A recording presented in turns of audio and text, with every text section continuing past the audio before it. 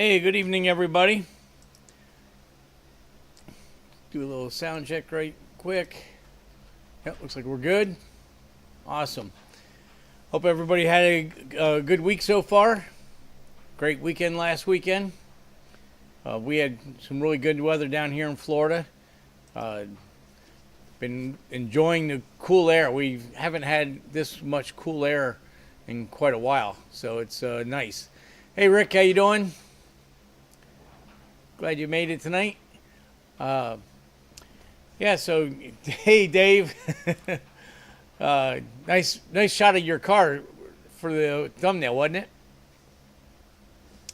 But we, last week, trying to think what I did last week after we did the show. Worked on, mainly worked on Oleynik, trying to get the engine swap done on that. I'm doing it not here at the shop. I'm doing it up at DNR Automotive Specialties in Riviera Beach. So the truck's about 24 miles away from here, but they've got a nice place where we can work on the truck and has fork truck and stuff like that. It is, Rick. It is. So that's been working out good. Although it takes me out of the shop and pretty much kills the day because of the 30 to 40 minutes drive north and then coming back again to the shop in the afternoon. And if I end up working a little late and have to get into the evening traffic, it can be an hour and 15 minutes just to get back. But we're making progress. I got some snippets I'll show. I mean, you may have seen some of the stuff on the shorts, on YouTube Shorts, but we'll go ahead and go over that stuff in a bit. And I got put together a little walk around video on Dave's car, so that's ready now for road testing. And just got a couple little things I gotta button up. We got the stereo not working 100%, so I gotta figure out from auto sound what's going on with that, and just start road testing. Get it up to a DNR and do an alignment on it, and do all that. I did, you guys. One thing I did mention last week, we thought we were going to have to pull the engine to fix the oil pressure situation, and it ended up being that block is a Gen 4 LS3, which has DOD, displacement on demand, or active fuel management, so that to get good fuel mileage, the computer will drop from 8 to 6 to 4. Even though Dave's engine is not designed for that, it doesn't have all the other components. The block is still designed for that. So there's extra oil passages in the block, and when we put the when we put the Holley valley tray on there, the factory GM valley tray has O-rings to seal off those ports. And in our running around to get the engine down and painted, this is a year and a half ago, we did not do anything about the DOD passages. And of course, then as time goes, it passes your mind and you forget about it. So once we got the instruments working, and I started checking oil pressure and couldn't find any, put a mechanical gauge in, let me rephrase, low oil pressure. To me, it's no oil pressure, but low oil pressure. I just got thinking about it, and I was able to pull the valley tray out and plug off the DODs. There's a couple good videos on YouTube about using a wheel bearing roller for plugging off the passageways. I didn't make a video on that because there's already quite a few out there, but it does work. And now the engine's got oil pressure. So now we're ready to get this thing driving and get all the fine tuning done, get the Terminator X tuned, the trans control tuned, and that's about, pretty much it. And just if anything pops up, one of the things I do need to do is drain oil out of the motor, because when I was I saw the oil pressure, and I knew it was a brand new crate engine, so it couldn't be an issue with, well, at least I didn't think it was an issue with the oil pump. I thought maybe when we changed oil pans, we didn't get the right O-ring on the pickup tube, or maybe we didn't get the O-ring in at all. So my diagnosis was to overfill the engine to where the oil pump was submerged in oil, and that should seal off that problem and fix it. Well, it didn't. And that's what led me on to the DOD portions after some time for me thinking about it. But anyway, so I need to drain the oil and do all that. But it's really close to road testing and getting it moving along. So soon Dave and Kim will have their car, and I won't. Be nice to have another spot in the shop. That's how we got it. It's how we keep rolling. Saturday, we went down and picked up Chuck's OBS 1500 from Bobby down at the painter, and he did the firewall, inner fenders, inner wheel wells, and the core support, and did it in a satin to match the hood. So that came out real nice. So we got the truck back here, and we checked and see if we had all the right components. We do. So Saturday we'll be installing the 383 engine, LS engine, and the 4L80 trans, and start getting all the heavy components assembled and together, and then we'll again start with the turbo and the hot side and cold side and stuff. So that project's moving along, and I got really messed up today. I got a call from Doug and Doug's wife Debbie. Their building is getting a roof put on, and the roofers are shucking stone and crap debris over the sides of the roof, and they were very concerned about the Oleynik getting beat up, possibly a rock hitting the windshield or something. So I made a beeline up there today, unprepared to do that, but we moved the truck, wrapped the glass in the top of the cab in moving blankets, and then wrapped it with a big tarp to hopefully keep anything from damaging the truck. So that killed a good portion of my day, but I am ready to start doing the wiring on the truck now. The drive shaft has been sent out. The engine is completely installed, and we'll get that the wiring and stuff going so I can show you guys a little video of what I'm moving on that. So that's pretty much catching everybody up with what's going on. So what I wanted to do first is show the little walk around video I put together on the Chevelle. Let me get this all set up here. Okay.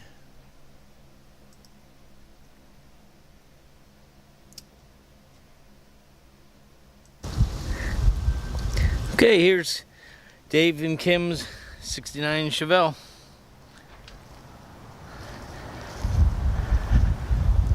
Just got back from paint, getting cut and buffed out on the car. Looking really good.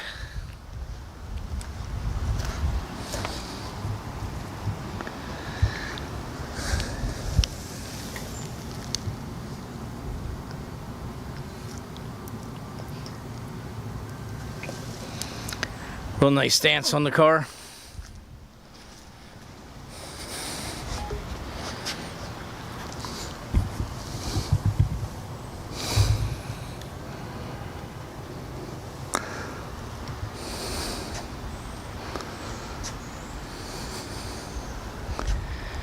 Got the interior all done. 6-way power driver seat.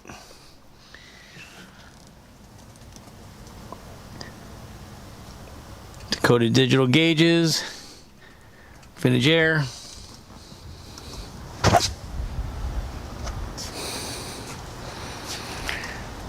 power windows and locks. You notice the high beams are missing. That's the air intakes. There's the engine bay. Sniper dual throttle body. Intake. There's the air filters in line. Cook's headers. Build accessories on the hinges. Got the Holley mid-mount accessories. Holley valve covers hide the coils. And Holly Valley tray. All the good stuff.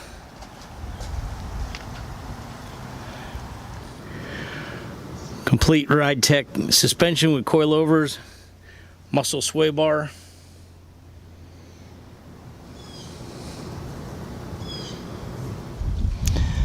Shot of the rear of the car. It's 3-inch stainless exhaust.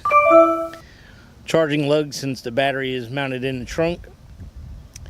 Complete Ride Tech 4-link suspension, coilovers, 9-inch rear end, 31 spline axles, and 350 gear. Eaton traction lock.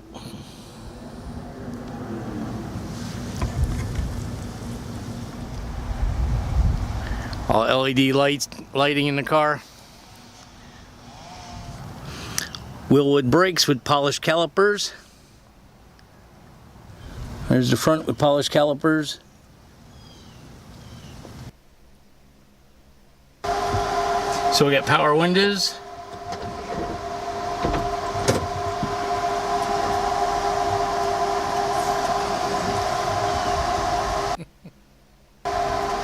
So we have power windows.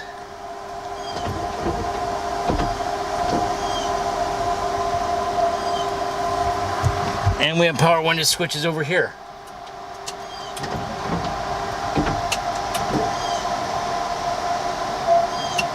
Power door locks. And we have exhaust cutout.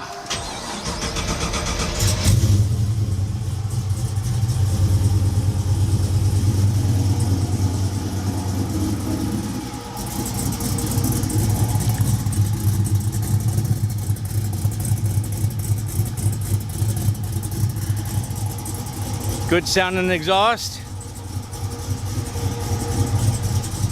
And of course we have cutouts.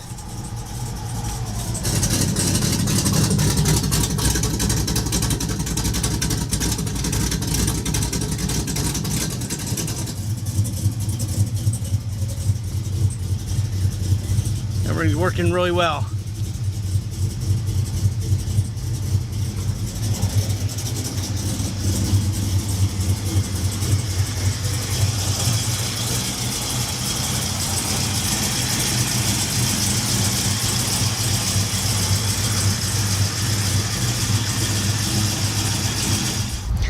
We have full interior, including blue LED lights throughout the car.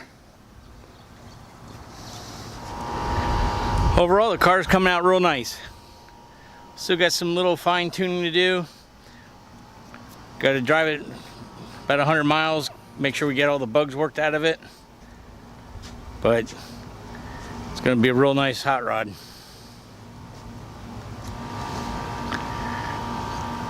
Great looking color. It's an overall great looking car.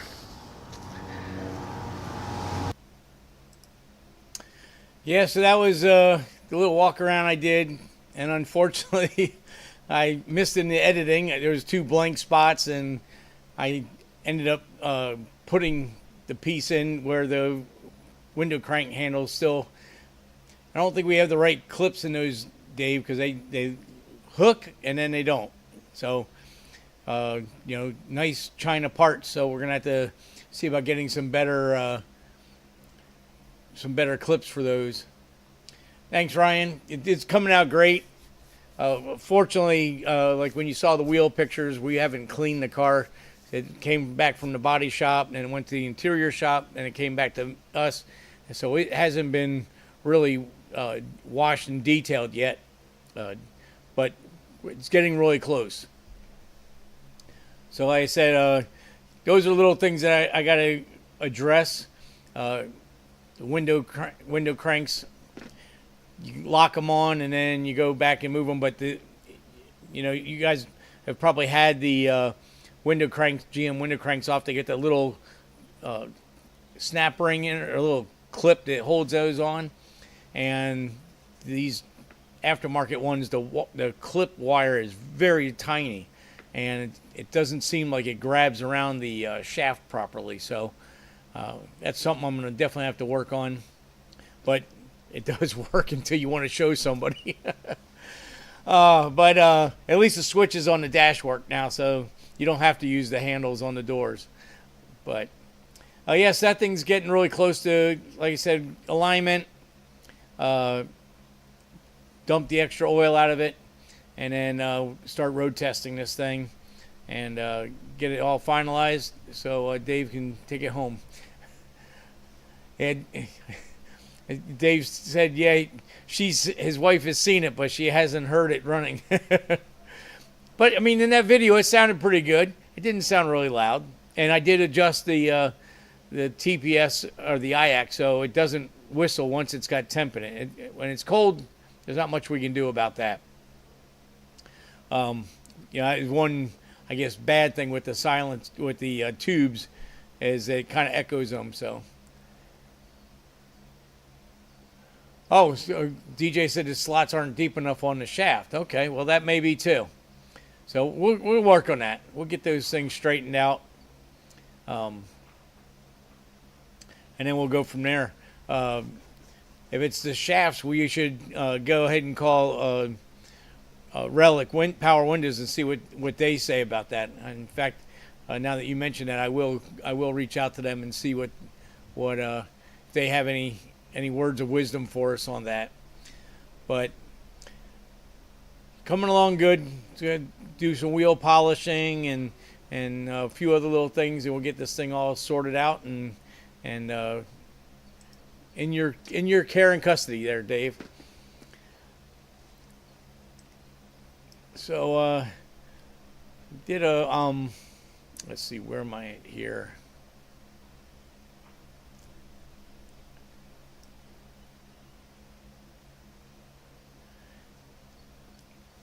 Yeah, I think you meant the brakes. I will have to work. I'm gonna have to call CP about that because I double checked it today, and when you start the car, the brake pedal sinks about 1/4 of an inch, and it kind of applies it. And if you lift up the brake pedal with your foot, it releases the brake. So for some reason, the Hydro Boost is activating on its own. So I'm gonna have to find out from them what's going on with that.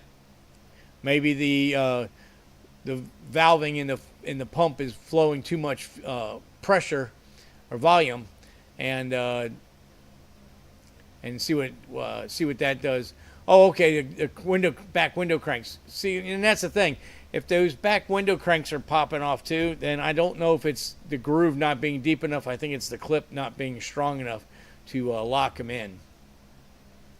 But we'll look at that. I really haven't paid much attention, being I've been out of the shop working on the Oleynik. So now we'll get some time and not the brakes, and try to get that sorted out.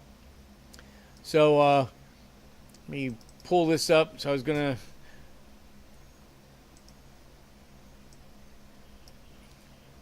Ryan says, "What do you think of the Capri?" My son Kinsler hasn't left the side since it came home with it. Yeah, that's awesome. Actually, I the Fox chassis is a great chassis, and 5.0s are a dime a dozen, or any LS, LX, or GT Mustang for that matter, whether it's a 6-cylinder or whatever. They're a dime a dozen. The Capris are cool because you just don't see them that much, and it's gonna be a great project. And it looks like a really great. The car's got good bones. It's one-owner car, so you guys ought to have a blast with that thing. saw the thing on Facebook, and then it was gone. I was going back to see if it had, if you mentioned if it was a V8 and whether it was a stick or an auto, but I seen it's not on there, or at least I couldn't find it. So, but yeah, it's going to be a great first vehicle for him. So we picked up my buddy Chuck's truck. Yeah, super clean. It is super clean. So here's a little snippet video I did of Chuck's truck, kind of get everybody back up to speed.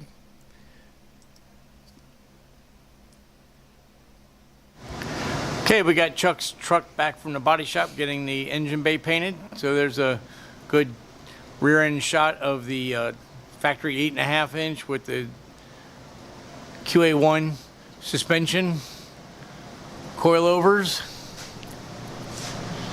Panhard bar,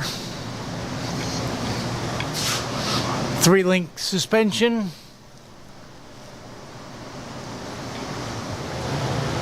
come out real nice. Got an extra support beam in there.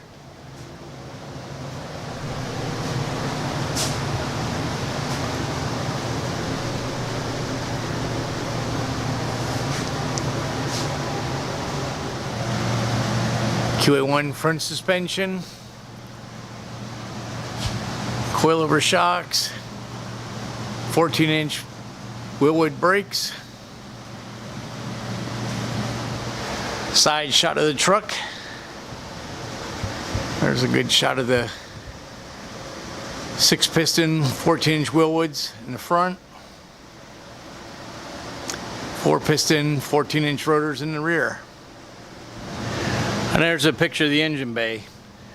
Core support, firewall,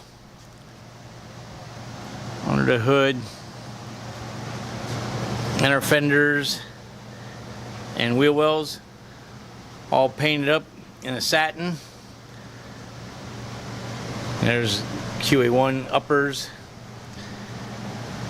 So everything's ready now. So this weekend we'll be putting the motor and the train in.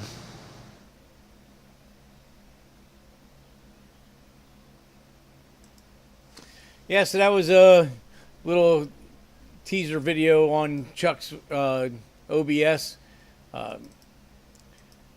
Coming out great. As Dave said, Chuck's done a superb job of cleaning that thing up. In fact, a lot of people are shocked at the under cab paint, that gray paint under there. That is the factory paint. We just washed it down with, or actually Chuck washed it down with mineral spirits and then a little bit of lacquer thinner, and then wiped it clean with simple green, and it came out looking great. And Bobby did a great job on the paint. I kind of thought it was going to be a little more glossy, but hindsight, it's probably good that it's not a gloss black. The satin works out well. My buddy Doug had painted the underhood many years ago. That truck had a fuel, when it was fuel injected, factory fuel injected, it had a fire, so there was burnt paint and stuff on there. So we took the hood off and painted it because the engine hid the rest of the burn marks behind it, but the hood was, when you go to a car show and open the hood, you could see there was a problem there. So well, the paint that Bobby put on matched as well. And now it's ready. It's all cleaned up, and it's going to be ready for the 383 LS to do the twin turbo deal. So that's going to be a great platform for that to go. And we went ahead and got the Holley 6.86 dash for it with a gauge cluster to go in the factory dash. So that's going to be really cool looking in there, instead of having the old 80s antiquated analog gauges that came in those trucks originally. And for the money, the Holley dash is actually cheaper than putting the Dakota digitals in there, and we can program it to do all kinds of stuff that you could not do with the Dakota digital. So that's going to be great. And like I said, we're going to go ahead and get that motor and trans put in this weekend, and we can start moving on, building a new wiring harness for the engine and trans, and then from there we'll go ahead and probably go ahead and get the fuel system done, and that way it'll be a running, driving truck, and then we'll start working on the twin turbo setup. I'm gonna have to build an intercooler setup for it. We're moving the radiator, gonna move the AC condenser. So there's quite a bit of stuff we're gonna play around with it that I haven't really fully isolated how we're gonna do it. It's gonna be kind of, whenever we work on it, we'll try something and see if it works. And my idea is to put the intercoolers where the radiator normally where the AC condenser and radiator normally sit, make a new mount for the radiator behind the intercoolers, and put the AC condenser underneath the engine bay, horizontal, with a small air duct blowing up into the engine bay.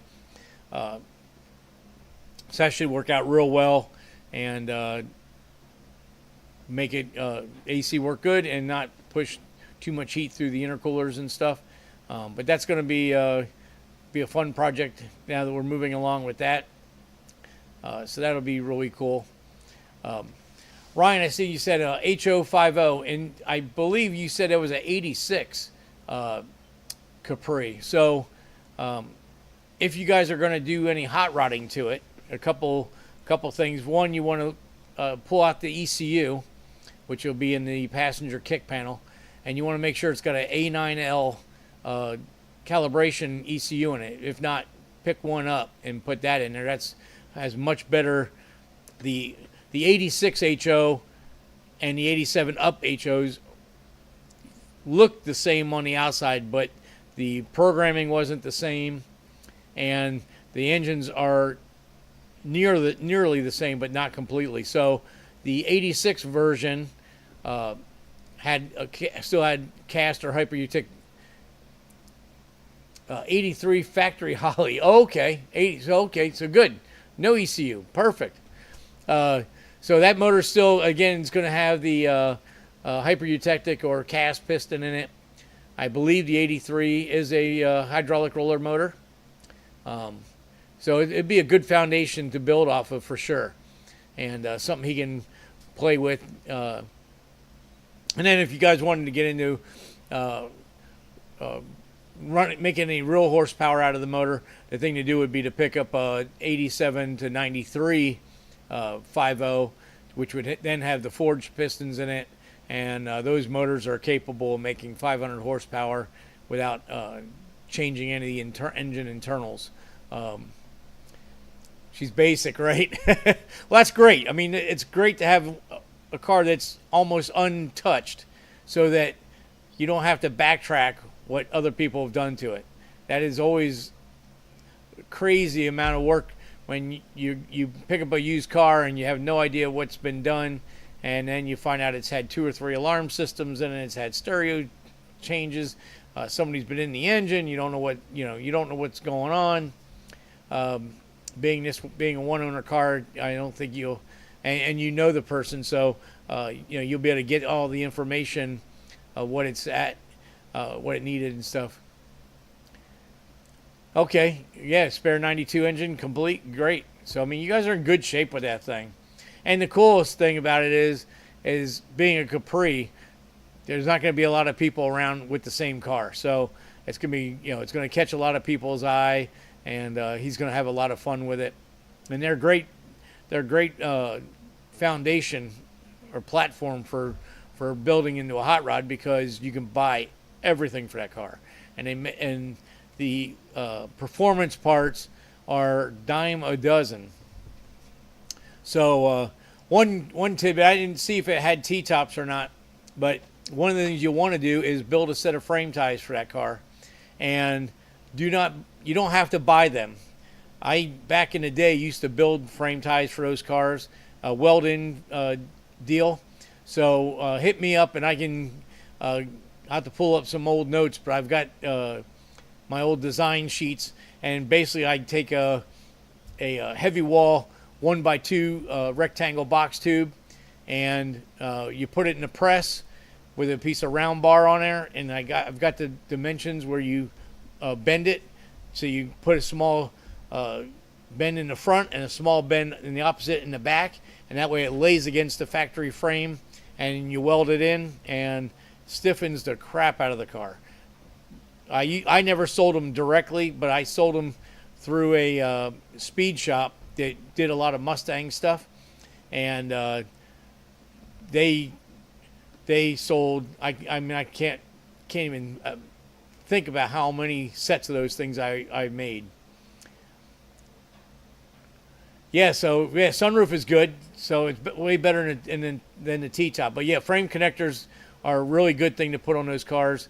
You know, being a stick shift, the main thing you got to look at before you start really driving the car a lot is, and I'm sure you know this already, Ryan, but you got to check the boxes, the upper control arm boxes and the lower control arm boxes, where the rear suspension bolts to the boxes. The boxes are spot welded to the car.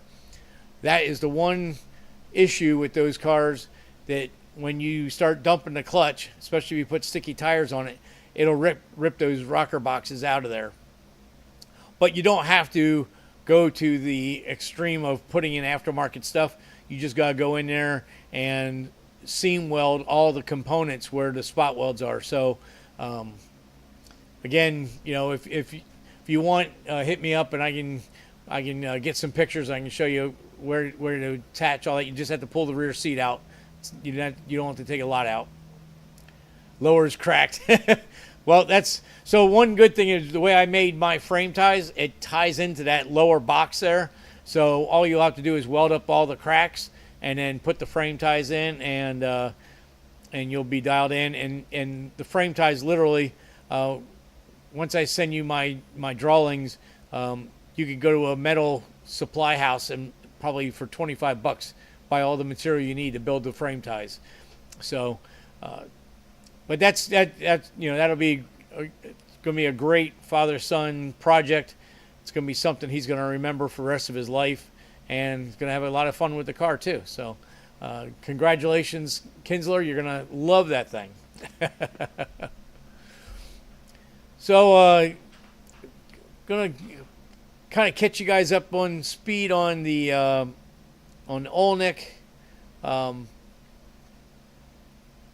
You probably have seen, most of you guys have probably already seen the videos on it from the on shorts, but I'll go ahead and show you a couple here.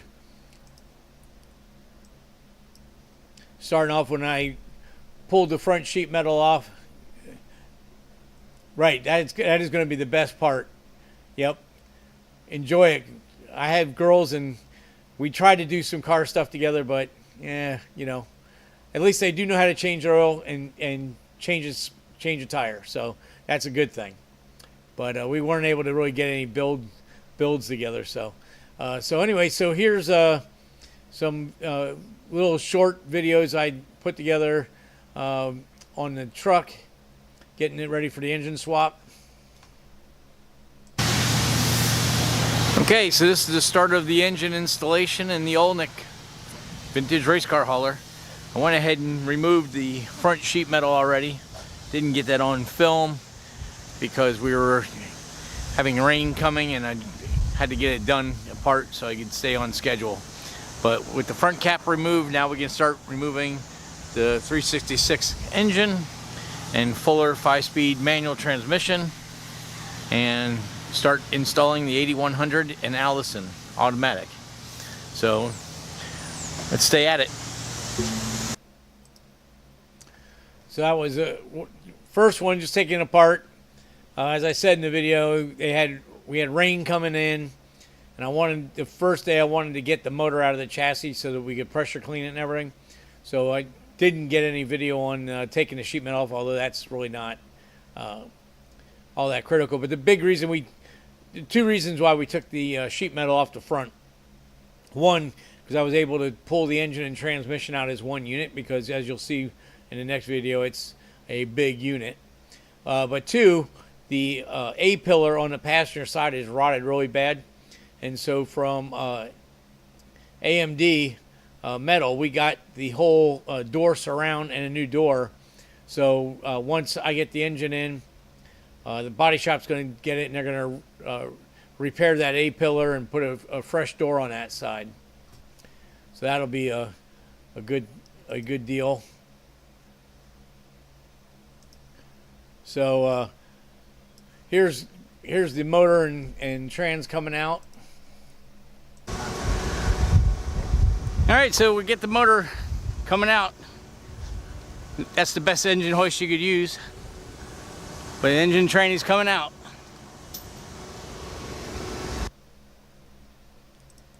Yeah, so that on this particular build, let me show you pictures. So you can see in here, it's got the horseshoe on the front around the harmonic balancer.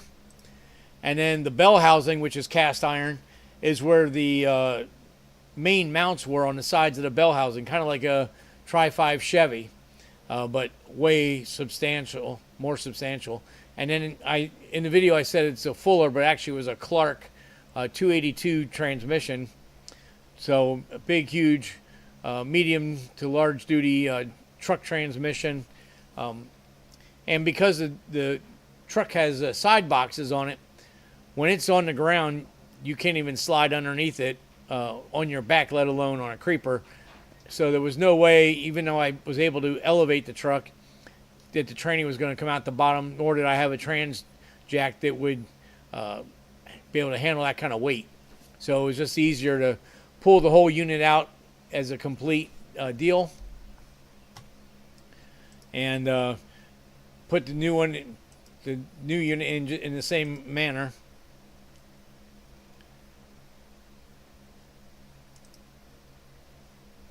Okay, so let me stop here. So after we got that all out, I went ahead and pressure cleaned the whole front of the truck, and then Scott came in on a Saturday with some rattle cans and kind of dusted everything up black. So let me show you that. Welcome to Landis Performance. Here's the 76 C60 Oleynik race car hauler.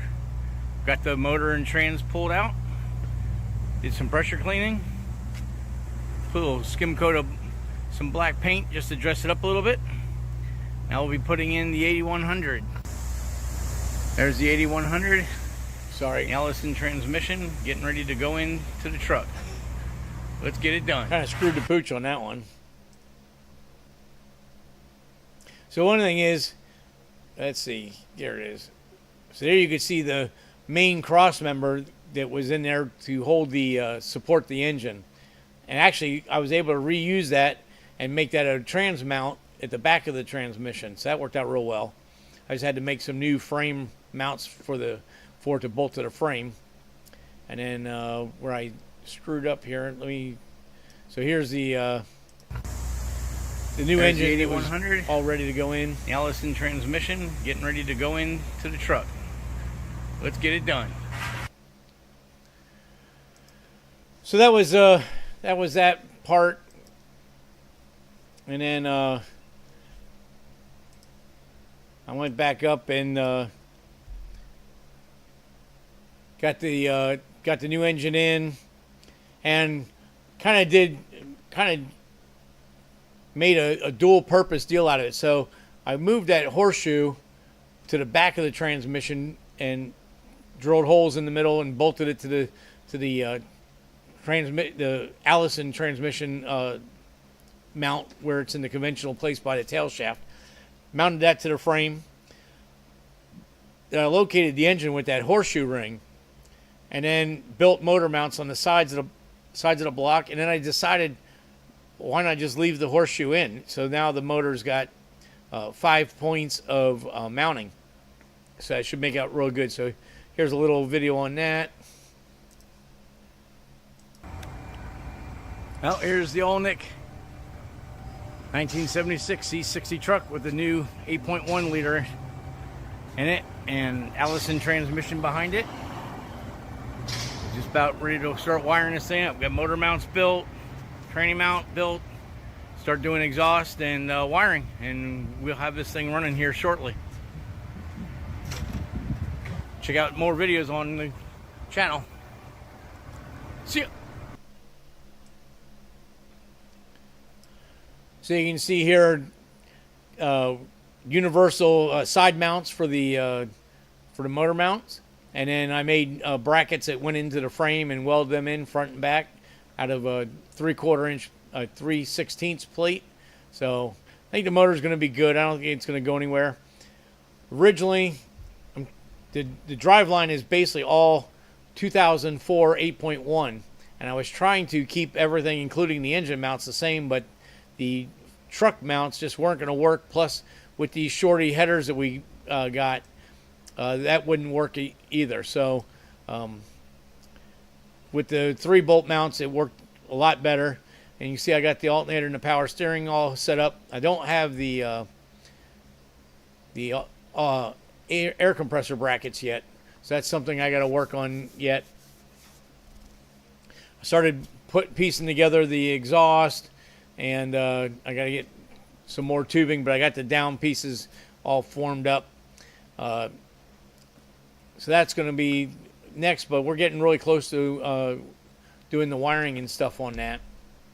So, being that the roofer is going to be working on the roof tomorrow, and I don't want to get rained on by rocks and tar and whatever else they're throwing off the roof, I went ahead and put moving blankets over all the glass, actually 3 layers of moving blankets, and then we put a big, huge tarp over the entire cab and engine assembly and everything, and a bunch of ratchet straps, and tied it all down. So I think it's going to be, and we moved it a little bit farther away from the building. So I think we're in pretty good shape there.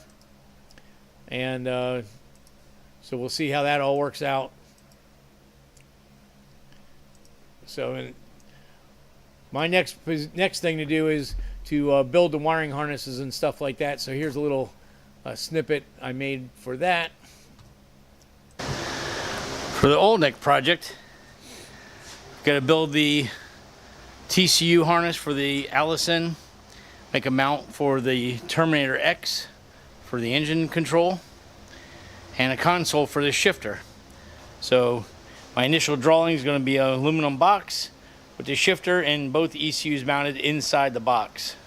And it'll be mounted over top of the original shifter hole, manual shift hole, and the wiring harness can go down through the floor through there. And I also have to build this fan shroud, or cooler shroud, for these two oil coolers. One for the engine, one for the transmission. That's going to mount between the frame rails under the bumper and have a big scoop on the front to force air from underneath the bumper through the coolers. So that's the next thing we have to do on the Oleynik, since the engine and transmission is fully installed. And then exhaust, wiring, and fire. So that roll of wiring, so there's a company, transmissiontuner.com, and he supplied us with I sent him a TCU, but ours was messed up. Actually, I sent him a PCM, but he sent us back a reman TCU, so it's out of like something that the Allison would have came out of earlier that would have been non-computer controlled engine, but computer controlled transmission. So, and he supplied a wiring harness kit, which I'll have to build into the harness for to operate the Allison. And then we're going to use the Terminator X LS version, 24X crank trigger, to run the 8.1, since it uses the same 24X crank wheel and 1X cam sensor, and is already coil unplugged. So that I've done that in the past on the 8.1s, and it works great. So that'll be engine management will be through the Holly, so it'll be completely tunable. And I found a place, Mills Manufacturing, and bought the shifter and the cable and the bracket kit. And that's a company that makes components for box trucks. So if you're working on box trucks, you need parts. They have all that stuff. So that's an Allison dash mount shifter, and I'm going to go ahead and, as I showed in a very crude drawing, I'm going to make an aluminum box, that is going to hold the shifter, and it's going to bolt to the floor right over top of the original stick shift hole in the floor. Carpet's already got a big hole there anyway, so we'll just hide all that with that. And I'm gonna mount the ECU and the TCU inside the box and make the rear panel removable so you can get access to it. But through the on the top of the console, there'll be 2 LEDs. There's an overheat light and a tow haul light. I got to put a tow haul switch in it, and then I will mount a switch for the 2-speed rear end, all on the top deck of that shifter console. And then, like I said, the 2 ECU units will be mounted inside. The wiring will go down through the floor. We'll make a panel there with 2 grommets, and the wiring harnesses will be very short. It should work out very well. And there's a big gap between the transmission and the floor. So, plenty of room for the harnesses to lay down there. So that's all going to work out real well, I believe. And then, of course, I couldn't talk in the video. I kept calling the coolers fans, but the transmission and the engine both have require oil coolers on them. So I've got 40K, I think they were Doral oil coolers. They're set up for -12. We're going to use -10, so plenty of flow, no restriction there. And so underneath the bumper between the front spring mounts, I'm going to lay make a mount for the 2 oil coolers side by side, and then they'll be like on a 45 going towards the back of, the top will be closest to the radiator and the bottom will be farther back. And then I'm going to make an aluminum box that'll come up even with the front bumper to force the air to go through the coolers. And that way we're not going to have to worry about trying to fit the coolers in front of the radiator and AC condenser and then block airflow to the radiator and stuff like that. So I think that's going to work out real well, and should keep everything in great temperature range for towing and pulling and doing all that stuff. So that'll be the next big thing on the agenda there. I do believe on my drawing for the console, I kind of made the top look flat. I actually am going to tilt it so it's kind of on probably about a 15-degree angle, so it'll be in good position for shifting and stuff. But being it was a stick shift, and you're in a bench seat in a truck, so the floorboards are way away. So it's going to have to be probably about 16 inches high. So I got a bunch of aluminum, 1/8-inch aluminum to fabricate all that stuff out of. So that'll be what I'm actually going to work on tomorrow. And so we'll see how that all pans out, and get the rest of the components I need to get this thing built. Should be able to have everything set up here at the shop pre-wired, so all I have to do is put power and grounds and plug everything into the sensors, and that part should be ready to go. I do have to work on the fuel system some, and I think what I'm gonna do with this thing is, this truck has dual 40-gallon tanks on it, and it's kind of a pain because it's a long truck and you're trying to pull into a gas station, and you can fill one side, but then you got to back it out and turn around and get to the other tank. So I did notice that there was fittings on the bottom of the tanks. There were like a clean drain fitting. So I think I'm gonna go ahead and tie the 2 tanks together with probably a -12, maybe a -16 line, and then I'm gonna run use that also as the fuel pump pickup, and that way you can go into a station, pump on one side, and it may take a little time for the other side to level, but at least at that point you won't have to fill both tanks separately. You better get plenty of fuel in at one time. The other thing is, there was a switch on the floor underneath the seat that you had to switch manually. It was like a kind of a ball valve, but had a weird handle on it, and it was a very weird position. So if you weren't paying attention to fuel, and it would, especially with a carburetor, it would start, you could hear it running out of gas. You'd have to reach down between the door and the seat and try to get enough leverage to flip the valve to the other tank and then pat the gas to make it come back alive. Well, with fuel injection, that wouldn't be as fun.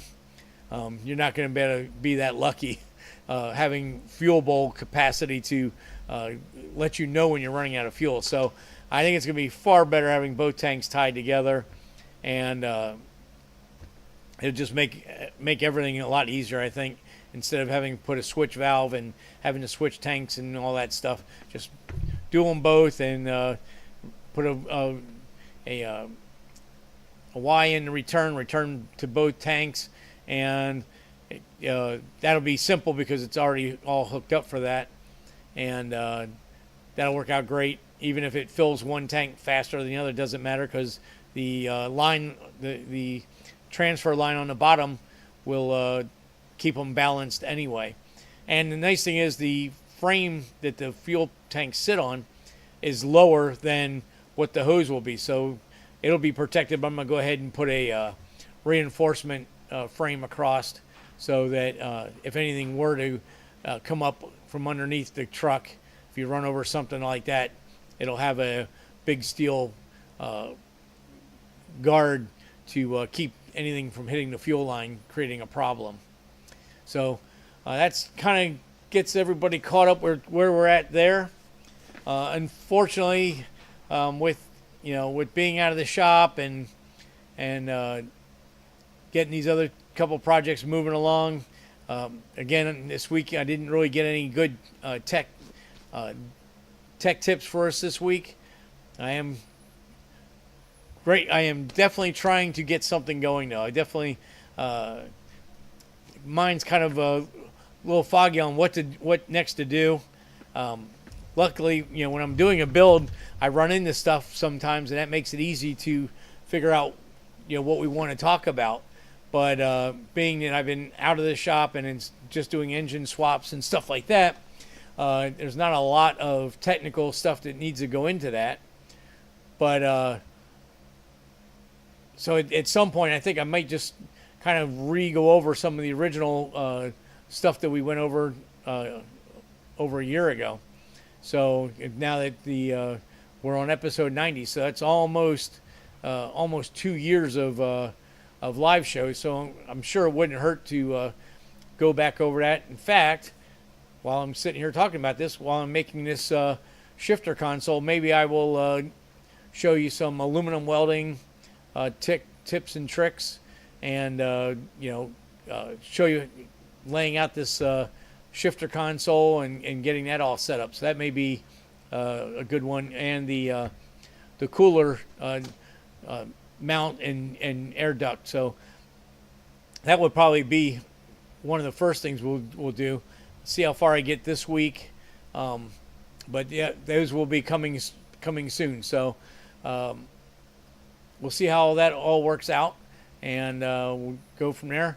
I'm supposed to go to Road Atlanta in 2 weeks with the Stock Car Classics with the Phillips stock car. I'm not 100% sure if I'm going to be able to make it.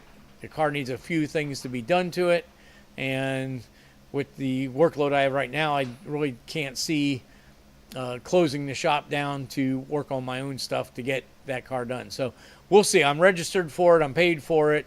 So we'll see what happens. I'm going to play around Sunday with the car and see how far I get and kind of figure out as we go. But that would be on the 25th and 26th. So I'd have to leave out of town on the 24th to drive up to Atlanta, and we'll see. I don't know, but it would be cool to go up there and turn some laps on the track. Hopefully, I definitely would go with the race transmission in it, not with the Sagnol. I think I'm done with that transmission for now. It needs to be gone through before it's really made reliable.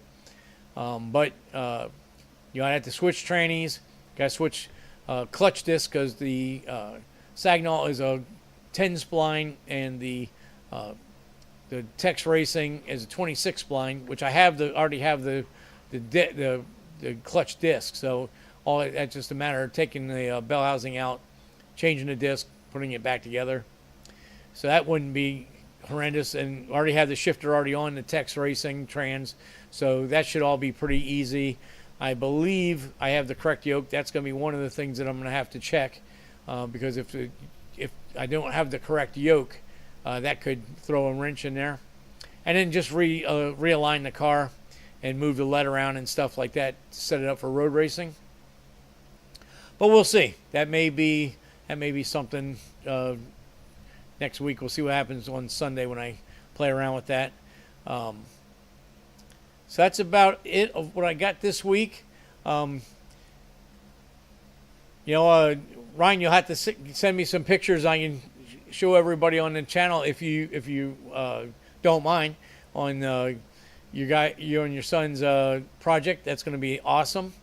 And if anybody else has got anything they want to share, leave a comment or send me an email. And as far as going back about the tech stuff, if anybody has any projects that they're working on and they're thinking, it'd be nice to get a helping hand or maybe a little help on how to attack this, or how to approach the job, shoot me a text, and it'll be good to get the ideas flowing. It's hard for me to think about what everybody else wants to see, what I think is good and stuff like that. So anyway, appreciate everybody coming on the show tonight, and hope you all have a great weekend, great rest of the week, and great weekend. And we'll get together next Tuesday night. I'll give you some, show you where we're at with Dave's car, and yeah, definitely the square body. I know you've been kind of keeping that under wraps, but I just wanted to throw it out there if you don't mind. I know everybody would enjoy your work, and well, it's all good. So anyway, y'all have a good night, and I'll see y'all next week. Appreciate you watching, and remember, smash the like button and share with your friends, and subscribe and all that happy stuff. Really appreciate it. So we'll see y'all later. See ya.